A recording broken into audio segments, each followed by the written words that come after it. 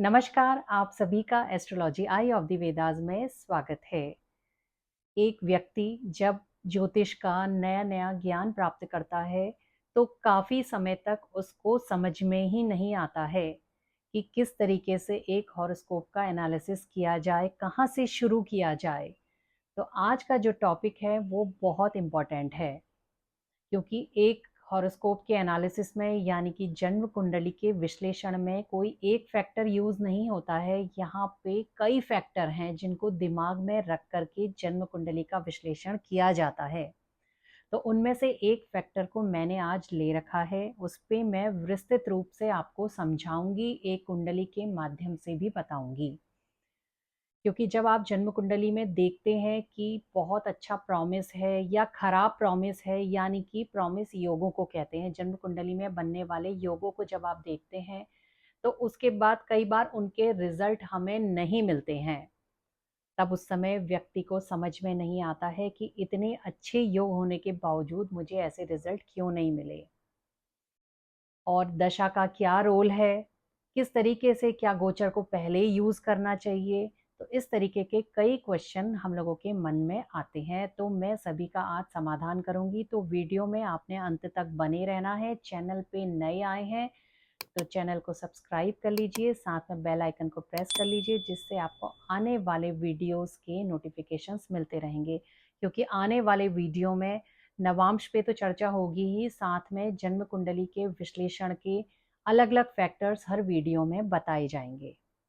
जब भी किसी जन्म कुंडली का विश्लेषण किया जाता है तो वहाँ पे कुछ ना कुछ हमारा उद्देश्य होता है। या तो विवाह देखने के उद्देश्य से हम जन्म कुंडली का विश्लेषण करते हैं, या प्रमोशन, ट्रांसफ़र, करियर, इस तरह की चीज़ों को देखने के लिए हॉरोस्कोप देखा जाता है। या बीमारी कब ठीक होगी तब देखने के लिए हम हॉरोस्कोप देखते हैं। कई बार कई लोग पूछते हैं कि मेरा बच्चा पढ़ने में कैसा रहेगा आगे, इसकी बचपन में पढ़ाई कैसी चलेगी। तो आज हम इस टॉपिक को समझा करके इसी से सीखेंगे। तो इसमें जो सबसे पहला स्टेप आपने देखना है, हम पढ़ाई को भी अगर देख रहे हैं तो आपने सबसे पहले देखना है कि पढ़ाई के योग कैसे बन रहे हैं, कैसा प्रॉमिस है पढ़ने का। प्रॉमिस कैसे देखा जाता है वो भी मैं अभी बताती हूँ। प्रॉमिस जब आप देखेंगे तो आपको साथ में ये भी पता होना बहुत ज़रूरी है कि प्रॉमिस बनाने वाले जो ग्रह हैं वो कितने बलशाली हैं। जब हम पढ़ाई की बात अभी कर रहे हैं तो हम पंचम हाउस को देखेंगे, पंचम भाव को देखेंगे। तो पंचम भाव के स्वामी की स्थिति देखी जाएगी। पंचम भाव यानी कि पढ़ाई का भाव है, उसके कारक ग्रह बुध और गुरु होते हैं, उनकी भी स्थिति देखी जाएगी। तो इन तीनों प्लेनेट के उससे हम पता करेंगे कि जन्म कुंडली में कैसे योग है पढ़ने के लिए, क्या प्रॉमिस दे रही है जन्म कुंडली। तो सबसे पहला स्टेप आपका यही होता है। अगर जन्म कुंडली में ये ग्रह बली होते हैं तो आपको जो शुभ फल मिलने हैं उसी अनुपात में बढ़ जाते हैं। अगर ये ग्रह मध्यम बली होते हैं तो आपको मध्यम अनुपात में फल मिलते हैं। अगर ये ग्रह निर्बली होते हैं तो आपको बहुत अच्छे फल नहीं मिलते हैं। तो आपको हमेशा एक ग्रह का बल और निर्बली होना देखना आना चाहिए। और अगर आपको ये नहीं आता है तो इस पे मैंने एक वीडियो बना रखी है जिसका लिंक डिस्क्रिप्शन बॉक्स में दे दिया गया है। आप वहां से उस वीडियो को देख सकते हैं और सीख सकते हैं कि किस तरीके से बली और निर्बली ग्रह को पहचाना जाता है। तो ये तो होता है जन्म कुंडली का प्रॉमिस। इसके बाद जो हमारा दूसरा स्टेप होता है, आपने प्रॉमिस देख लिया, अच्छा प्रॉमिस आ रहा है। दूसरा स्टेप जो होता है वो हमारा हमेशा से होता है दशा को देखना। पहला स्टेप है हमारा जन्म कुंडली का प्रॉमिस यानी जन्म कुंडली के योग। दूसरा हमारा प्रॉमिस है उन योगों को बनाने वाली ग्रहों की दशाएं कब आ रही हैं। देखिए, अगर आपको जन्म समय के बाद सही समय पे सही दशाएं मिलती हैं तो जीवन में आप बहुत अच्छा राइज करते हैं। लेकिन मान लिया जाए आपकी राजयोग बनाने वाली ग्रह की दशा आ रही है, जन्म पत्री में राजयोग भी बहुत अच्छा बन रहा है, लेकिन वो दशा आपको मिल रही है 50 साल के बाद। तो जीवन में जो राइज का असली टाइम होता है, करियर बनाने का टाइम, वो 20 से 40 के बीच होता है।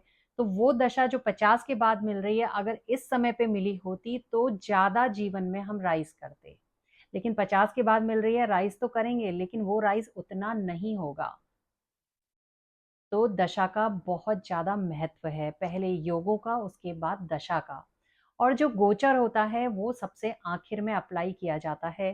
कई लोगों की आदत मैंने देखी है, कई ज्योतिषी ऐसे होते हैं कि ना दशाएं देखते हैं ना योग देखते हैं, सिर्फ ट्रांजिट पे चले जाते हैं। शनि ने राशि परिवर्तन किया, गुरु ने राशि परिवर्तन किया, उसका ये फर्क पड़ा। ये बिल्कुल गलत तरीका है।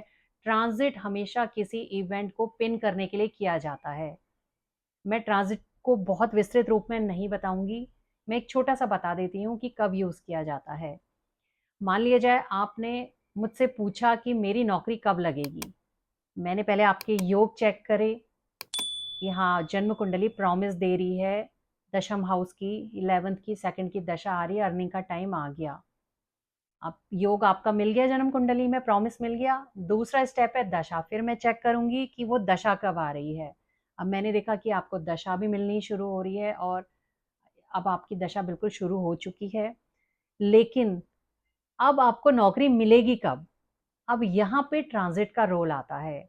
ट्रांजिट में कुछ अपने रूल होते हैं, कुछ बड़े प्लेनेट होते हैं, जब वो उस हाउस को पे प्रभाव डालते हैं तो उस समय आपकी जॉब लग जाती है या जो भी इवेंट होनी है। तो इस तरीके से ट्रांजिट बिल्कुल आखिर में अप्लाई किया जाता है।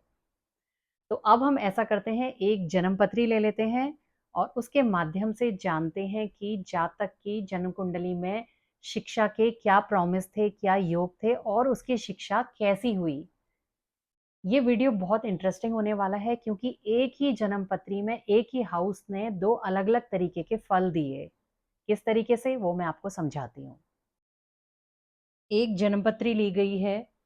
इस जन्म पत्री में हमने ये जानना है कि इस जातक की पढ़ाई कैसी हुई थी।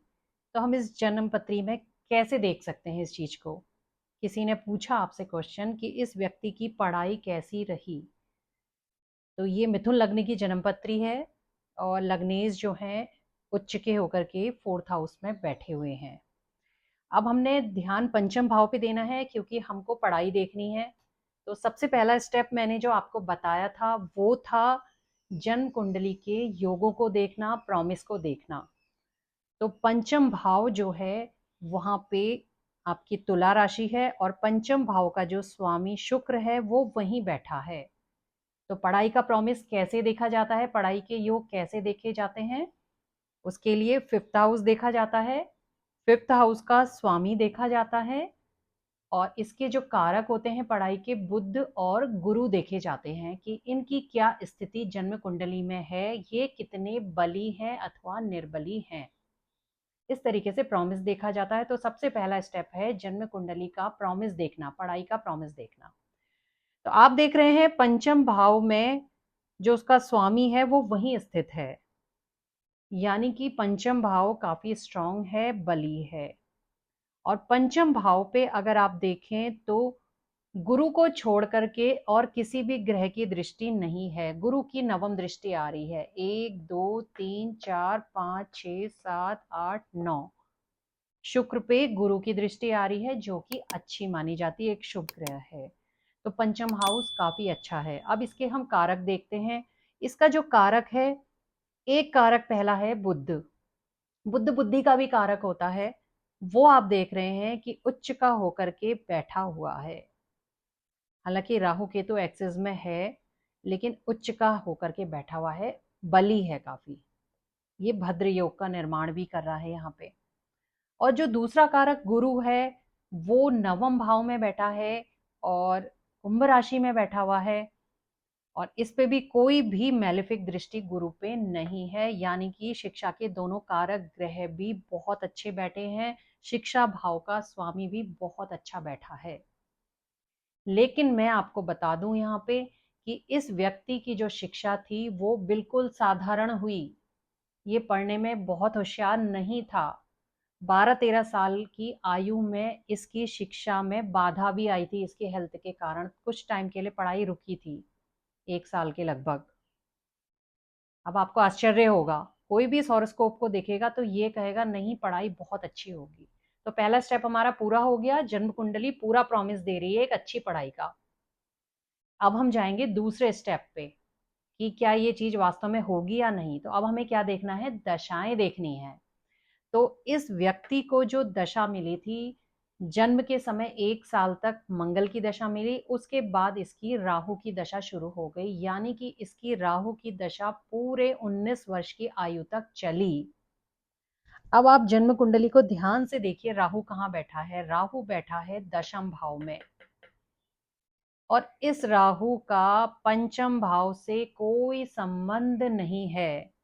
यानी कि राहु अपनी दशा में 19 वर्ष की आयु तक जो राहु की दशा है उसमें ये 10th हाउस के रिजल्ट देगा, उसमें ये जो ग्रह इस पे दृष्टि डाल रहे हैं उनके रिजल्ट देगा। तो इस व्यक्ति से जब हमने बात करी तो उसने यही बोला कि उस समय उसका मन पढ़ने में नहीं था, उसका पूरा ध्यान पैसे कमाने की ओर था।